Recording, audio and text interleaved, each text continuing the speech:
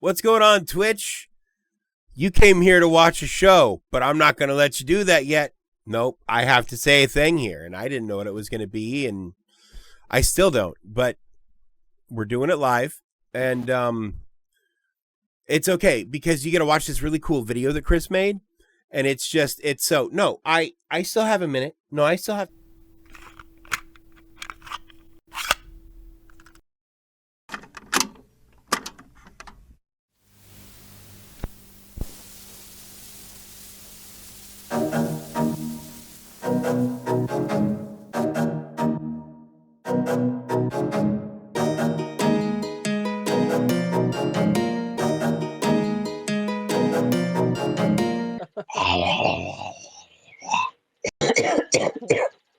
This is quality content.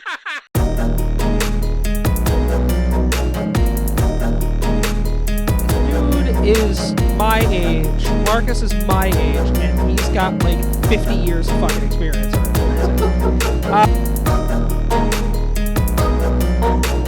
Because both the fuck out of her channel.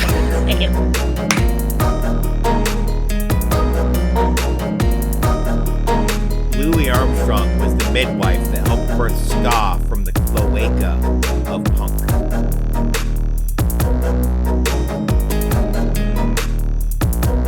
You guys heard it here first at LTN Media. There's packs of wild stray dogs that control most of the major cities. Anytime you just hear, almost the lava. It's like, oh shit, it's about to go down.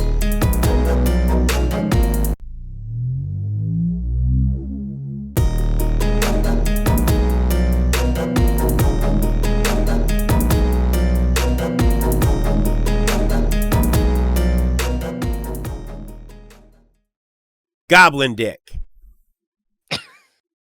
Let's just get it out of the way now, I guess. Well, I made him wait till the end of the stream last stream. Yeah, So well, we're you didn't even ending. say it. I'm the one that said it. We're ending and starting the years off right. You know what? Very true. With the goblin tick. But hello, everyone. Welcome back to another episode of Less Than Normal. I am Chris, and joined with me, as always, are my glorious associates, Dave and Bree. What's up, y'all? How are we doing? Happy New Year to everyone. It's not Goblin Dick. That's 3 regular dicks in a trench coat.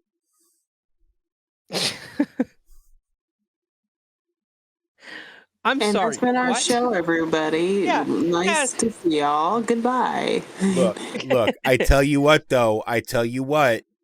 if Hot Topic optioned that as a shirt, they'd sell out.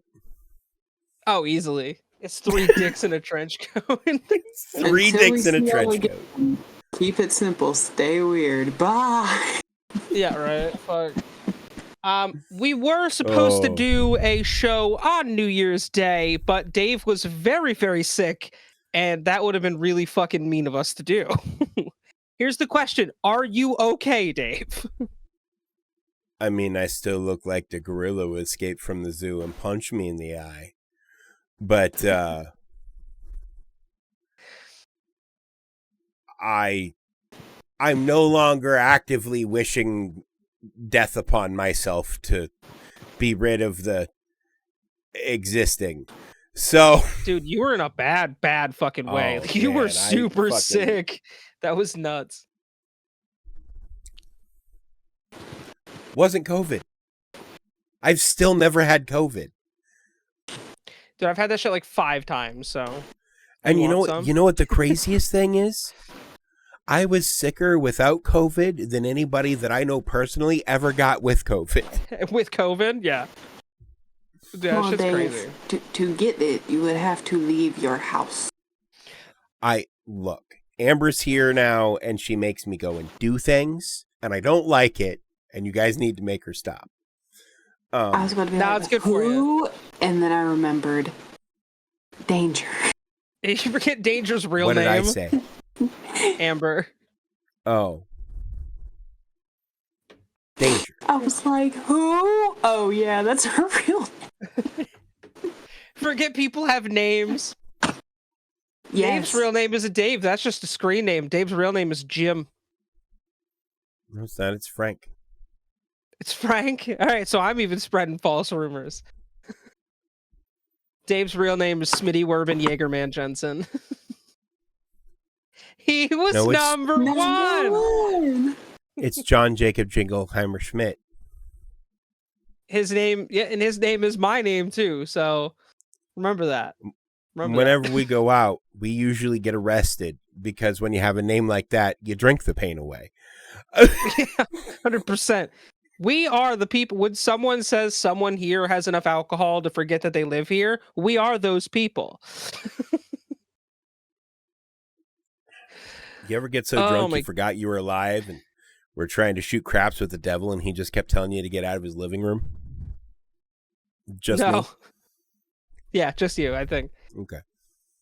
Just yeah, I think that's just you. Anyway, happy New Year to everyone. Happy New Year from all of us to you. We hope that it's a good one, and if not, who cares? What? What? I've aged since you all saw me last. Exactly. Yes. We are our Bree And so has had a Dave. birthday. Dave And has so also has had Dave. a birthday. Yes. Because my birthday's That 9 is- days after yours is, Bree. Indeed. And the poor bastard was sick for his birthday. So Oh, Um, man. It was rough. as always, you can hear my ass over at 95.9 WATD. Currently, Miles on Motorsports, the squad. Squad. Have a blast with those guys. Hopefully, we plan on doing some collab stuff throughout 2025 with me being at events and stuff. And they're good people, so go give them some love and tell them that I am easily.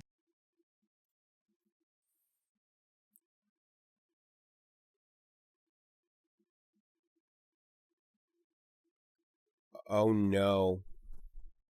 Okay, so if the stream dies, we'll be right back. Well, so I'm not going to touch the pop-up, and it'll probably be fine. But I just got a pop-up that OBS crashed. So if the stream goes away, let us know. Because I have no way of telling. Because OBS isn't crashed yet.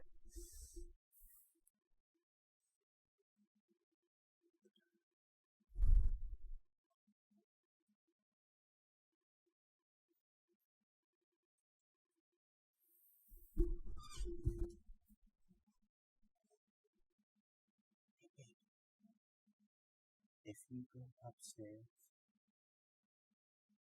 can I get like a plate of chips or something salty? Okay. I mean, if you don't, no big deal.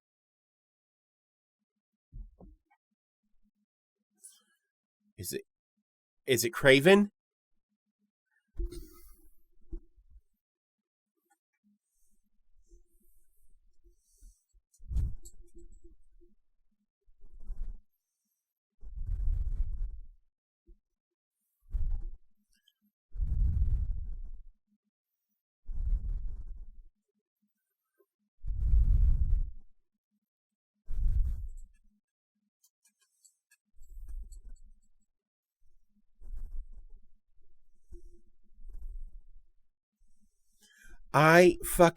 Okay, so here's my problem.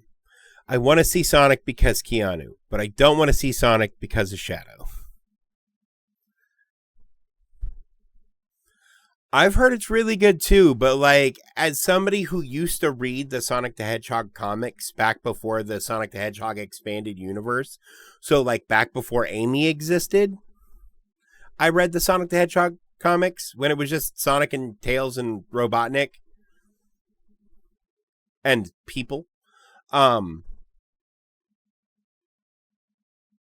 Yeah, Shadow was the beginning of the end.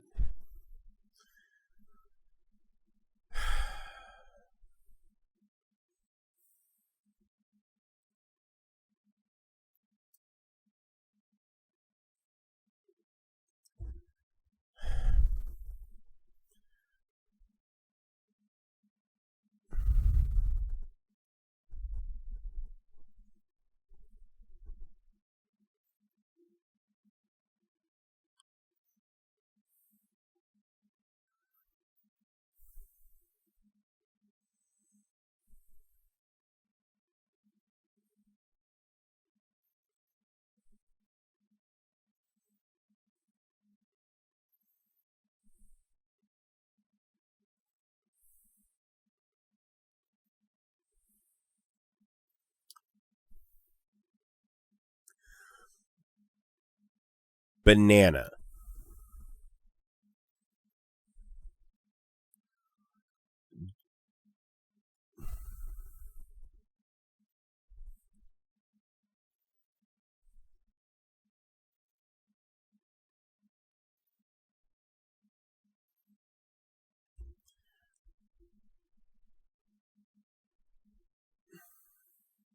Can I guess?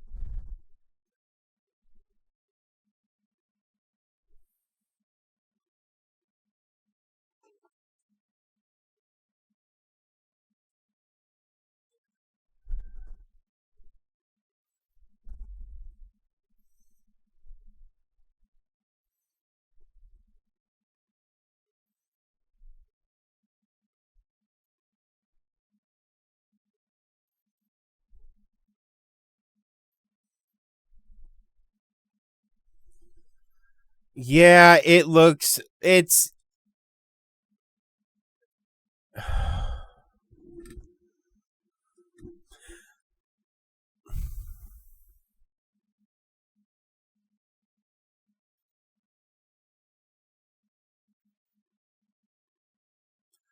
You don't have to.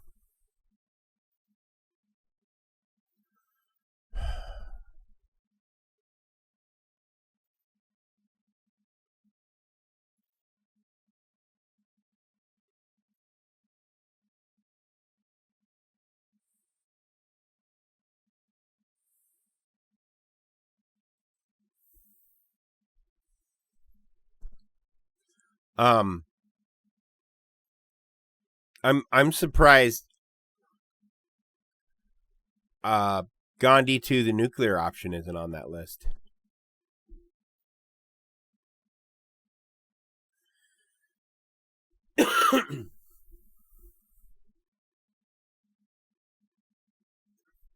I love you too, Fen. Okay, every time you say O'Shea Jackson Jr., it makes me think of Oshag Hennessy.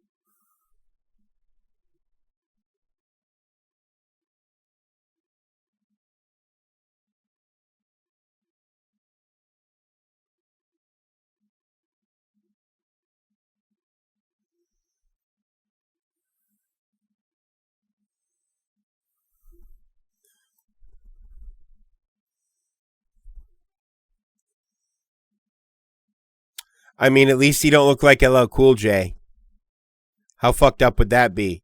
Ice Cube's kid. No. Ice Cube's kid looks exactly like LL Cool J, though. That would be like, what the fuck? Right.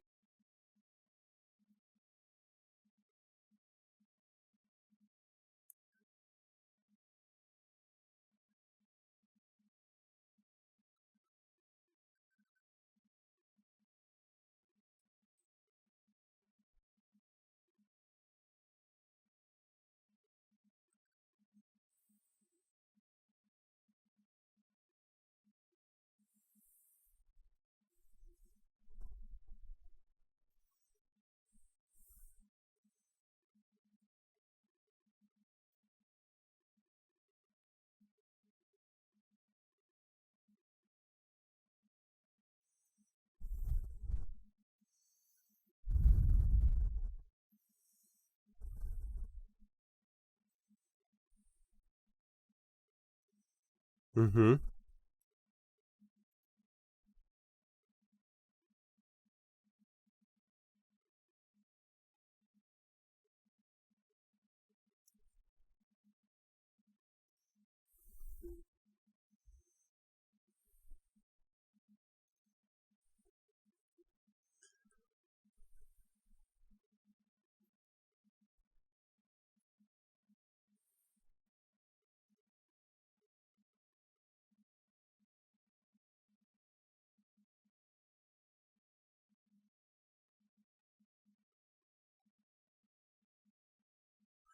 I don't know if I watched the other 2 episodes either.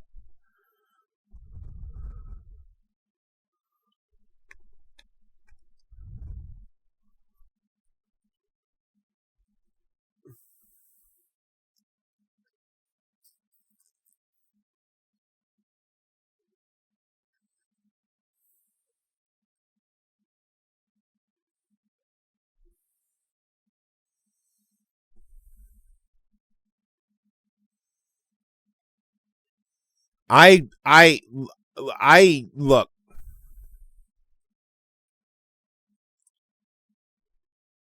Look, I just dislike the pen name that was chosen are the most used letters in the English alphabet, rearranged with an I added. Yeah.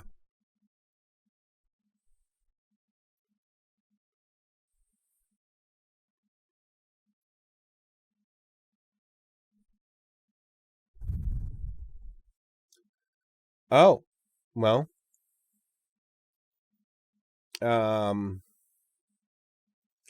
Fuck me in the ass if you love Jesus.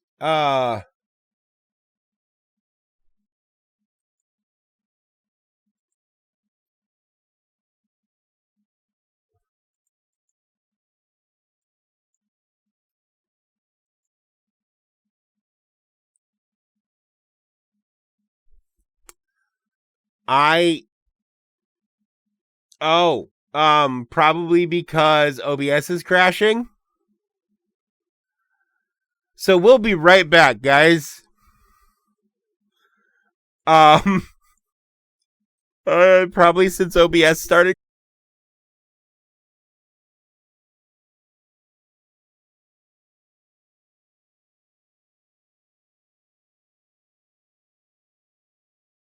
Now Jake's texting me.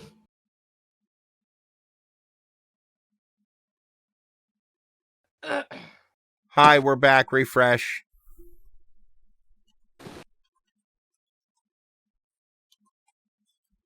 Oh, you can hear me now? Cool.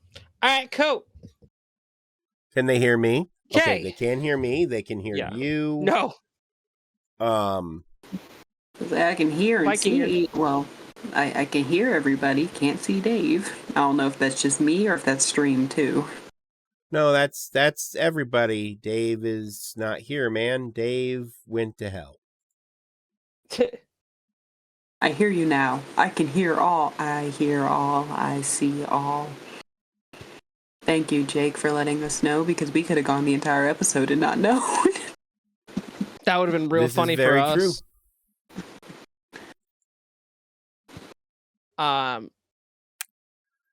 You know what, guys? Well,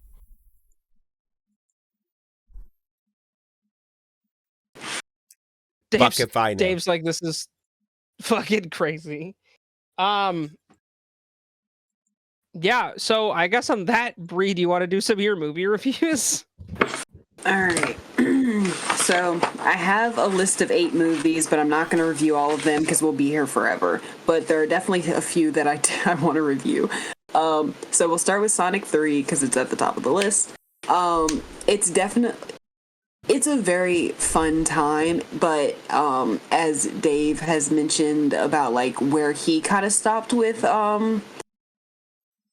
like the Sonic characters and stuff, you can definitely tell they are expanding into the whatever the generation of Sonic after the original, where it was just Sonic and Tails. You can tell that is the focal point that they are moving towards, is whatever that generation after is with those characters.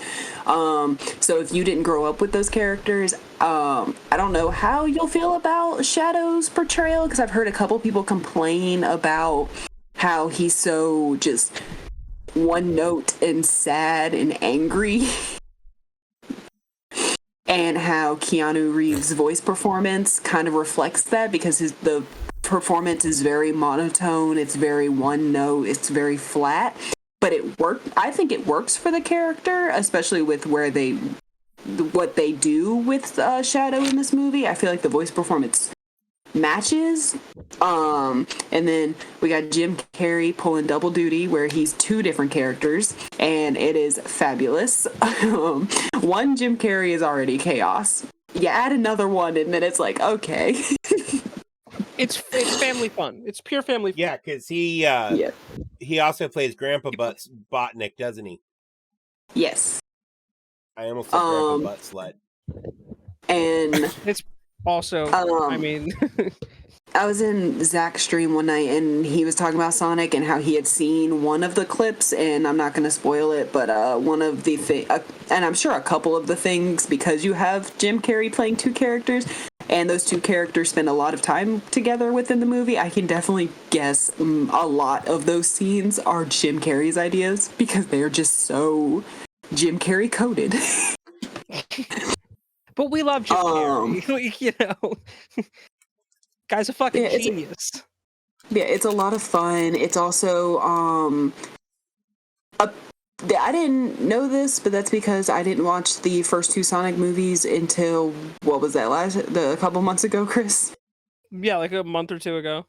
But apparently for the first two, even though people enjoyed them, they were complaining about like the human characters. Not that they dislike the human characters, they're just like, we're here for Sonic and his shenanigans. We don't care about James Marsden and Tika Sumpter's characters. So this movie puts them on like a back burner. Like they're there when they're needed, but they're not like front and center. They don't have their own plot going on the side. It's just they're there when they're needed. Well, and like the thing about the first two was like it was about Sonic finding a family and then protecting that family. So like that's I'm fine with that storyline, you know? Plus you picked two great actors to play those parts, like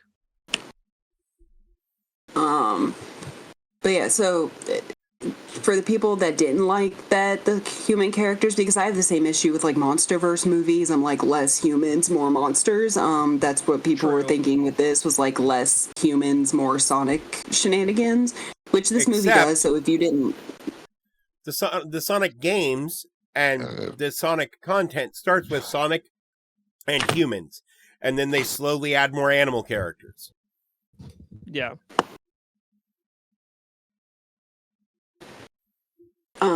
What else?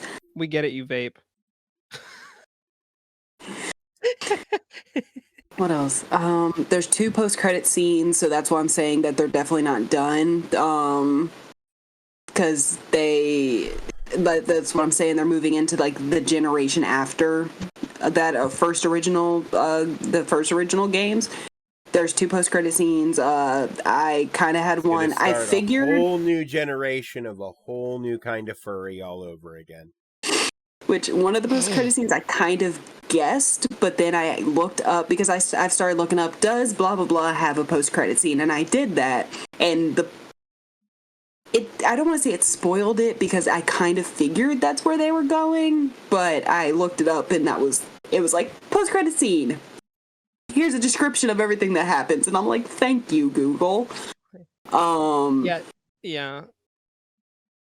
Dave, let's usually not I look pretend it up, that but Space Jam didn't start the furry thing with fucking Lola Bunny. It didn't. Like, it didn't. Sonic did. 100%. Oh yeah, but like that shit. The only one that comes to mind right away is fucking Lola Bunny in Space Jam. That to me is like when you first think about, oh, this probably really started the generation. But yeah, Sonic makes sense, I guess. And then Kovu in The Lion King too. But anyway, Who and what? Kovu in The Lion King 2. He's a sexy lion. I'm gonna be honest, I don't actually think I've ever seen Lion King 2. I've seen 1, 2, and 1.5, and they're all great. I've seen 1.5. I've seen 1.5. Yeah, 1.5 is great. 1.5 is 1.5 is more great. Timon and Pumbaa, which is what I wanted. Speaking of The Lion King, speaking of The Lion King, that's my next review is for Mufasa. So that's a good segue into that. But final thoughts on Sonic. I had a fun time. It was really good. It was hilarious because, like I said, you got two Jim Carreys. So it's dumb fun to take your family to. You'll get some enjoyment out of it, and your kids will get some enjoyment out of it. So moving on to Mufasa. Like I told the guys before we started, I don't know if it's just because I had really, really, really low expectations or what, but I genuinely enjoyed Mufasa. I have a few nitpicky issues with it that I'll get into. But for the most part, it felt like a celebration for James Earl Jones, so I don't know if that also helped impact my viewing experience. But all the voice actors did an incredible job. Aaron Pierre, smash. But my nitpicky issues, they're gonna sound like. So the movie is set up as, because when I was watching the trailer, I was like, why are all the characters from the first movie, why are their voice actors returning if this is a story about Mufasa? So the movie is set up as it's Rafiki telling Kiara, who is Simba and Nala's daughter, if you've seen The Lion King too, played by Blue Ivy. And for her acting debut, like, she's not child prodigy talented, but she does a fairly good job. For the scenes that she's in, it's just all the scenes that she is in, because like I said, it's Rafiki telling the story of Mufasa to Kiara. It's like a scene will happen and then we have to cut back to them telling the story, and it gets very repetitive because every time it cuts back, it's just Timon and Pumbaa complaining that they're not in the story, and then Kiara being like, let's continue the story. And then something else will happen, and then we'll cut back to them. Something else will happen, we'll cut back to them. And then towards the back half of the movie, it's like, it goes from them complaining they're not in the story to them just being like, I wonder who Taka is. And anybody who has seen The Lion King knows exactly who Taka ends up being. I don't know why they treated it like it was a reveal. We all know who that is. Who? Mufasa's brother when he's younger. Oh. Oh, yeah. Yeah. Scar. Yeah, they treat it like it's a reveal. Where we literally have to cut back to Pumbaa being like, I wonder who Taka's gonna end up being. And I'm like, anybody who's watching this movie knows that Scar. Yeah. I don't know, man. It freaks me out that Blue Ivy's like, what, 13 now? 12? Is she Something 12, like that, 13? yes. Yeah. Like Somewhere around that age. Time is a concept. Yeah, I mean, yeah.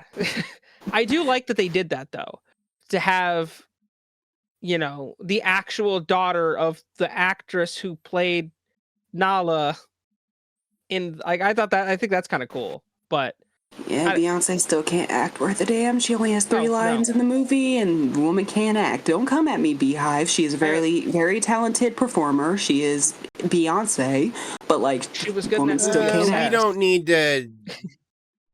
We're just gonna distance ourselves. But yeah, let's see what else.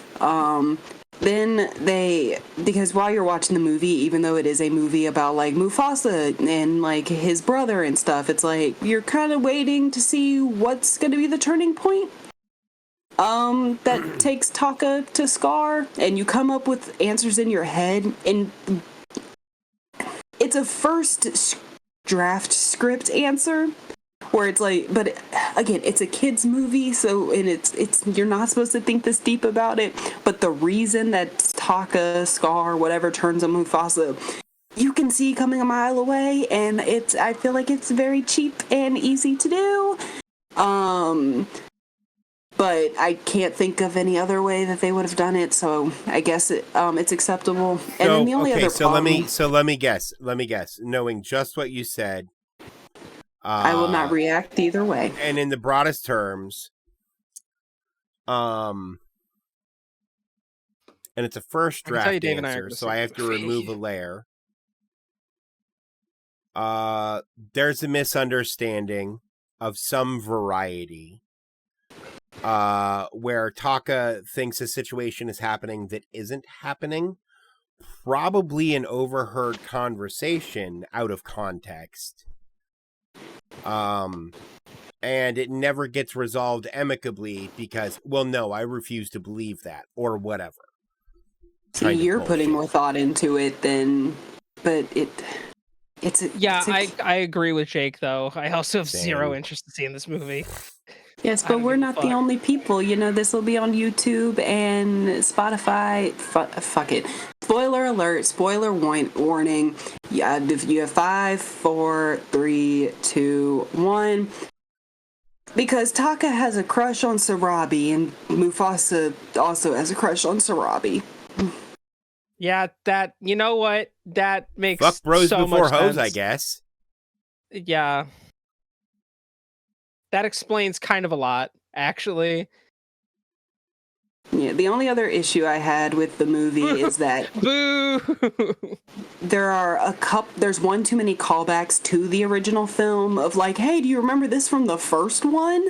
And there's one that if they had only done it once, it would have been cool, but they do it twice, and then it's like, okay, we get it.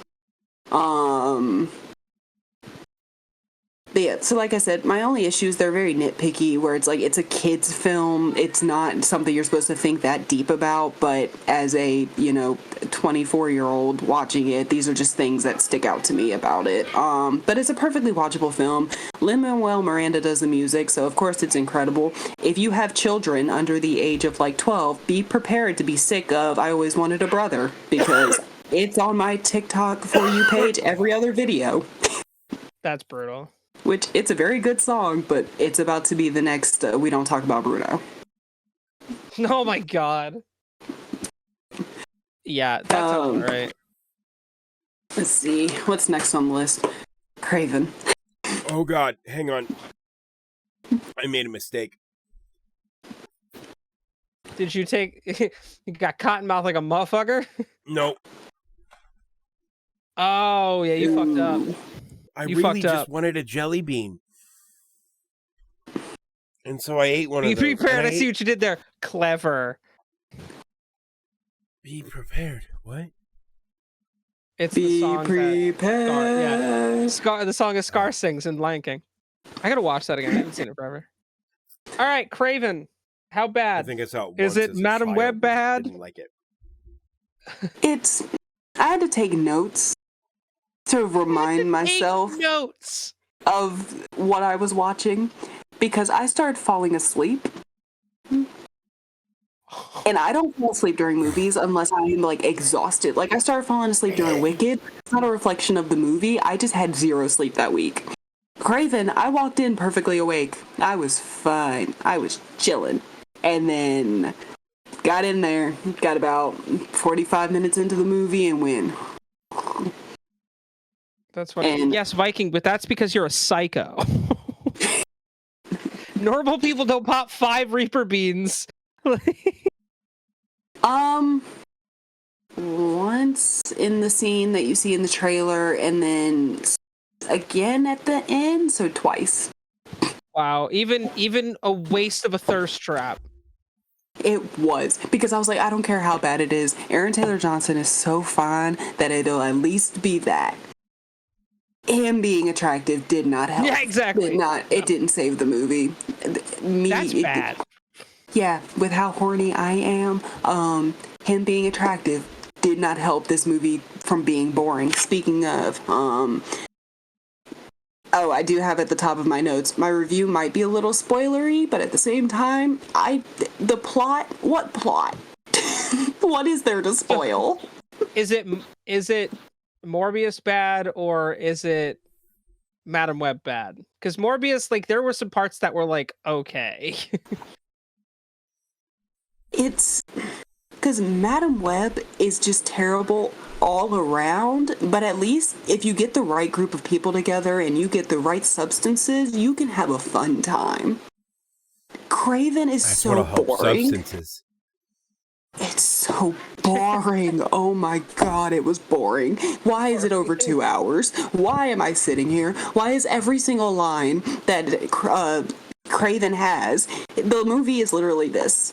He shows up somewhere. He says, I am a hunter. I hunt things. Once you're on my list, you don't get off of it until I kill you. And then he goes somewhere else and repeats the same thing over and over and over again. What kind of Craven's thing, though? And then the ADR in this movie isn't nearly as bad as it is in Madam Web, where you can literally tell that every line that the villain has it was recorded in a sound booth that they just pasted over. This one, it's still pretty bad, but it's not nearly as noticeable, and it's not as much as in Madam Web. We have very talented actors here. I don't know what happened. But, you know, I don't know how Oscar nominees, and I don't know if Russell Crowe has ever won an Oscar, but how do we have Oscar nominees in this movie, and what are y'all doing? I'm sure Russell Crowe has won an Oscar. If anything, for at least Gladiator. No, Jake, there's no, that at least in all the other projects, they've somewhat tried to hint at the existence of Spider-Man. There is no acknowledgement, there is no ease, there is nothing to lead you to be like, oh yeah, this is attached to Spider-Man. The villain, if it wasn't Rhino, would be the least memorable villain in any of the Sonyverse movies, which is saying a lot. Because the one in Madam Web is boring and unmemorable, but at least the ADR helps you remember him, not for good reasons, but this one, it's just, he doesn't show up as Rhino until the scene that you see in the trailer, so it's towards the back half of the movie. Waste of time. Yeah, because do you know how boring your villain has to be for it to be a recognizable character, but if it wasn't that recognizable character, nobody would care. Nobody would know who that was supposed to be. They also pull the trope that multiple superhero films have done, but I think this is probably the worst version of it, where it's the villain feels like they were wronged by the hero in the past, so they turn into a villain to, you know, get back at the hero. Syndrome, Electro in The Amazing Spider-Man 2, Cheetah in Wonder Woman 84, Aldrich Killian in Iron Man 3. It's not. And to be good fair, either. I heard it wasn't good, and I loved the first one. But you know what the big problem is with the second one? DC? It was directed by Zack Snyder. Yeah. Literally the entire plot for Harry Osborn in the first 3 fucking Spider-Man movies. Yeah, and I think this is the worst iteration of it because it's like Jake, I agree. But it's like, because at least in all the other iterations, the villain it feels like they were wronged by the hero himself. But no, in this one, the villain was wronged by his father and now is coming after his son, for reasons that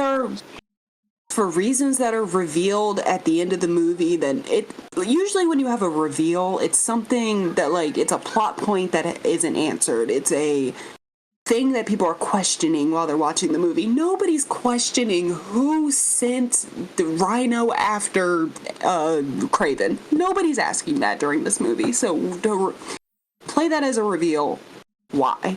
Also, speaking of the villain, no hate to the actor. I'm sure you were directed this way. I can't remember who the actor is who plays Rhino in this movie, but there is a scene. It took me off guard, and I just had to sit there like, what? Where I don't even remember what's happening. I just remember that Rhino is standing and, like, viewing out the window at the city. One of his henchmen walks in, says something to him, and he just goes, and then continues talking. Okay. Like, he just has a hairball moment that's not explained. It's not questioned. It just happens. Hang on. Rhino has henchmen? I guess. I think it's a henchman. Rhino is a henchman. Like, yeah. He's henchman tier. He is named henchman. That is one step above regular henchman. You know what one step below regular henchman is? Fucking civilian. Okay? Rhino is a nobody. This one, Rhino is more of a hitman than a henchman. Fuck. Where I guess he could. The difference between goons and henchmen, because those are also different. Because, like, I guess you could qualify him as a henchman, but a goon is another word for a named henchman. Yeah. Yeah. I'm trying to see what else is on my notes. Oh, Ariana DeBose is another, I believe, Oscar nominee. She is a fantastic actress. They give her nothing to do in this movie, and all of her line deliveries they're said like this, and it's like, I don't know. It's weird, and she doesn't have a point in this movie other than just to show up and save Craven at certain points, and then to disappear for the rest of the movie. So she's not here for any specific purpose or reason. They just wanted to include her for some reason. What else? Because Henchman's love interest is the whole purpose for his character existing. And always has been. They don't even treat her like she's a love interest. Yeah. Like, it's just, it's a man and a woman on screen, so it's like, oh, love interest. She's not really treated like a love interest. She shows up, she saves Craven, she disappears. And that's about it. And then there's a lot of scenes as Sony has done, Marvel's done it too, but they do it to hide stuff. Sony does it to trick you. Like with Morbius, there's a lot of fake scenes in that trailer, including Spider-Man stuff. In this movie, any shot from the trailer where he's in the iconic Craven costume is fake. It's not a real scene in the movie. He does not show, you do not see him in that iconic, like, with the fur jacket or any of that until the closing minute. I think it's the post-credit scene, honestly. That sounds about right. So, I don't know, because at least with Madam Web, you can find a way to make that experience enjoyable. Like I said, the right substances and the right people. I don't know how you make Craven enjoyable. Even with the right substances and with the right group of people, it's boring. That is the worst kind of movie. I know how you. Oh, wait. Boring. No. I know how to fix the Craven viewing experience. You said the right substances. One of those substances can be a better movie. Yes.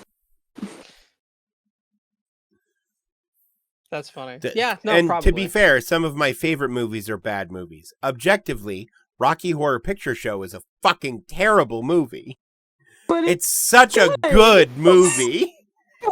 I've still never seen it. I don't think you would like it, Chris. You're not that I wouldn't like it. Typically gay enough. I was just gonna say you're not gay enough for it.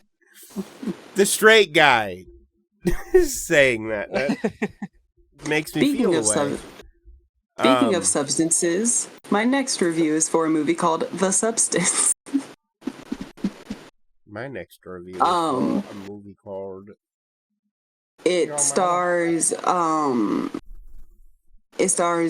Demi Moore, Margaret Qualley, Dennis Quaid, and it was when it came out, I didn't get to see it initially because it was, first of all, that 2.5 hour runtime. I was like, I don't know if I care enough. But then all of horror Twitter blew up and was like, oh my god, this is the greatest thing we've ever seen. So then I was like, okay, I'll check it out. But by that happened, the movie was out of theaters. So I didn't get to check it out until it hit it's on Amazon Prime, but you have to have like a Mubi subscription, which I just did a 7-day free trial and then canceled immediately. And it's a movie where Demi Moore, she plays a character where she just turned 50. She is I don't know what you exactly call them, but like sweat into the oldies kind of thing, where it's like the dance workout videos. Jazzercise? Sure. Yeah. She does those, and then Dennis Quaid is her boss and fires her because she's old and no longer, profitable. I'm like, this is Demi Moore. What are we talking about? That woman is still gorgeous, even in her 60s. Oh, yeah. So she gets fired from that. She gets really upset because, like, she really loved doing that, and she's mad because she got fired for aging. So she is someone sneaks a card into her pocket, and she to check out this thing called The Substance, which is you inject it, and then for 1 week you're you, and then for another week you're a younger, better version of yourself. Played by Margaret Qualley, and it is a body horror film. It's not nearly as gross as something like a Cronenberg film, but it's oof. There's some moments where I'm like, what the fuck? But it's a very fantastic film. It's just it didn't hit me as much as it hit everybody else I was seeing, but because it is a movie about how Hollywood treats specifically actresses as they get older, or it's like they're no longer profitable, or they're no longer like, if they're not sex symbols, and sex sells. So it's because I'm 24, so I don't have that life experience of, oh, I'm old now and nobody wants to look at me. I mean, that's I didn't really just kind of been my lived-in experience. Same. I was gonna say, I've also my entire life felt that. So, I mean.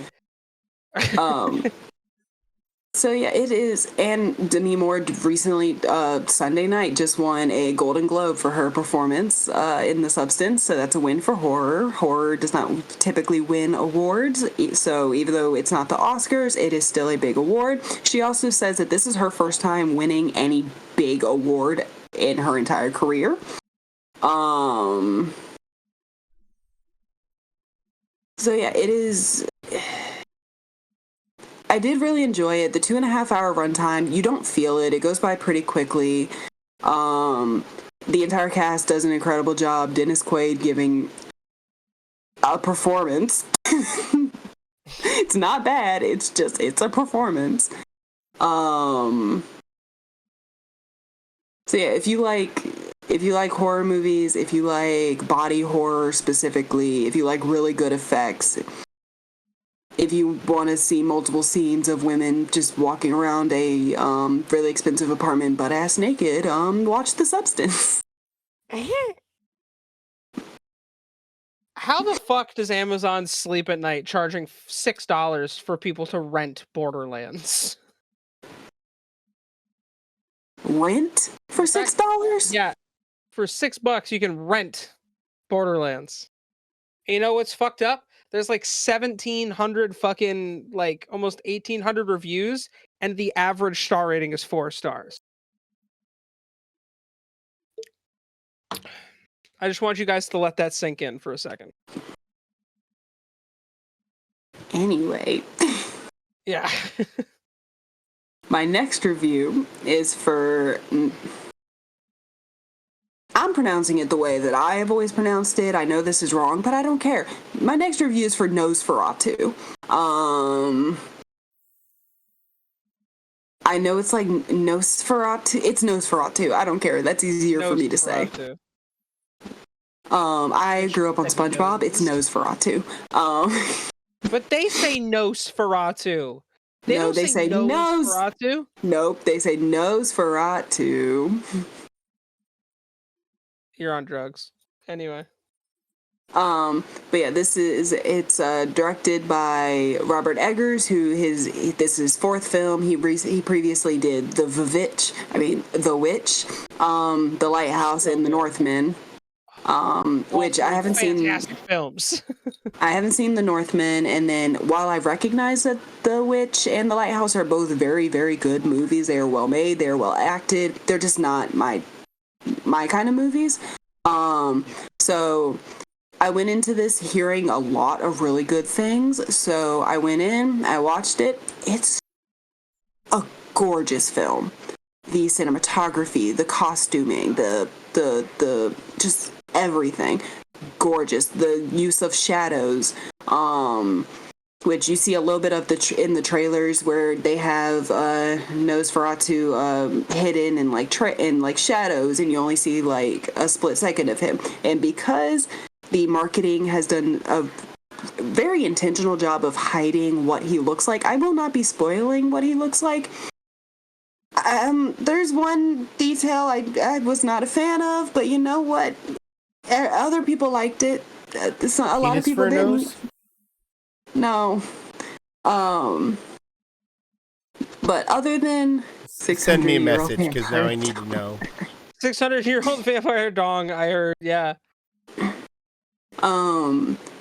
But yeah, other than the one thing that I didn't like, I do like the design of Count Orlok in this movie, played by Bill Skarsgård, it's the same thing with like Colin Farrell and the Penguin. You could be like, who is this? And I'd be like, I have no idea.